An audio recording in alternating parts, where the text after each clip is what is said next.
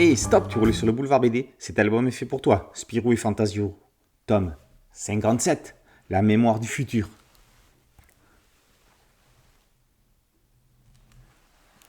Spirou se réveille dans la villa de Herbert Dubs. Fantasio, le comte de Champignac, Spip et le marsupilami sont là. Ils étaient inquiets. Le groom est resté inconscient bien longtemps. Nous sommes en 1958. C'est l'exposition universelle de Bruxelles. L'atomium vient d'être construit à cette occasion. Dubs ne s'est pas encore préoccupé de Corallion, la cité des ombules. John Helena vient d'être arrêté, alors que Spirou pensait l'avoir fait des années avant. Spirou ne comprend plus rien. Il semble avoir fait un bond en arrière dans le temps. Fantasio tente de lui remettre les pieds sur terre. Enfermé dans une bulle sous-marine de nos jours, Spirou a en fait été transporté en 1958 à cause de la Zorglonde. L'ennemi auquel ils vont avoir affaire est plus dangereux qu'ils ne le pensent encore.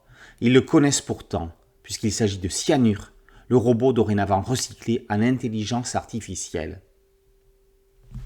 On l'avait donc laissé mort. On le retrouve coincé dans un espace-temps. Mais qu'est-il donc arrivé à Spirou ? Spirou, par le trio Schwartz-Guérive-Habitant, acte 2. Comment les auteurs vont-ils sortir Spirou de la situation dans laquelle ils l'ont laissé, à savoir la mort ? Benjamin Habitant et Sophie Guérive rebondissent grâce aux nouvelles technologies. Côté humour, ils réjouiront les aficionados de Yann parce qu'ils font partie des rares qui, à sa manière, sont capables d'oser. Pour preuve, la scène avec le village africain dans l'exposition où Fantasio parle des autochtones comme de bêtes de foire. Comme dans tout album de Schwartz, il y a à voir dans tous les coins de case. Le dessinateur ne sait pas faire dans l'à peu près et bourre ses vignettes de détails. Une image en demi-planche de Schwartz, c'est l'assurance de s'y poser avec délectation pendant plusieurs secondes, si ce n'est minutes, au plaisir d'y revenir lors d'une deuxième lecture. Le fourbe n'a pas hésité à glisser un Tintin hebdomadaire sous le bras d'un gamin en culotte courte. Kodo le tyran et Vito la Déveine apparaissent dans le train fantôme. Schwartz parvient à déclencher des émotions comme personne n'avait réussi à le faire depuis Tom et Jean-Ry lorsque John Helena réapparaissait dans Virus. Ici, c'est lorsque Sécotine et le comte de Champignac ouvrent le garage de ce dernier que l'on est pris aux tripes devant le bric-à-brac qui s'y trouve et notamment une Zorglumobile endommagée. Le dessinateur réussit également l'exploit dans une scène d'anthologie de glisser de nombreux personnages de l'écurie Dupuis.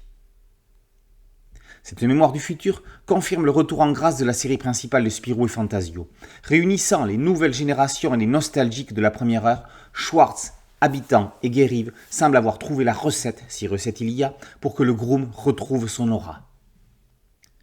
Les aventures de Spirou et Fantasio, tome 57, la mémoire du futur, par Habitant, Guérive et Schwartz, est paru aux éditions Dupuis. Boulevard BD, c'est un podcast audio, un site dédié et une chaîne YouTube. Merci de liker, de partager à fond s'il vous plaît. Et de vous abonner. A très bientôt sur Boulevard BD. Ciao.